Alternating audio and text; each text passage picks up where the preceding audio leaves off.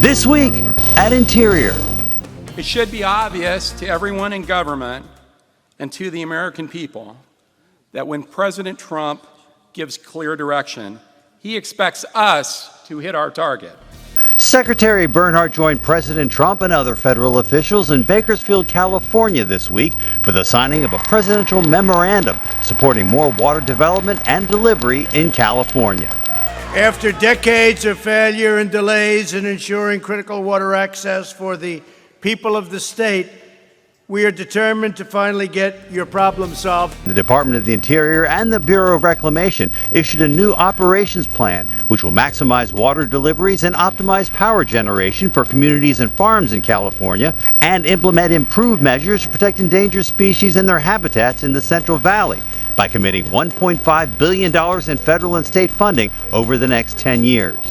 Secretary Bernhardt also joined Congressman Devin Nunes in Tulare, California for a water forum to have additional discussions about Interior's actions to implement the president's water policies, benefiting farmers, the crops they grow to feed our nation, and the habitats of species in the Central Valley. USGS Director Jim Riley and Fish and Wildlife Regional Director Charlie Woolley joined Senator Mitch McConnell and Congressman Jim Comer this week.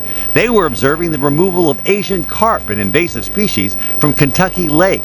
Scientists are using the modified unified method, corralling carp using electronic technology and extracting fish from the water with specialized nets. Silver carp and bighead carp have reached extremely high populations in the greater Mississippi River Basin, causing detrimental effects on native fishes and economically important fisheries.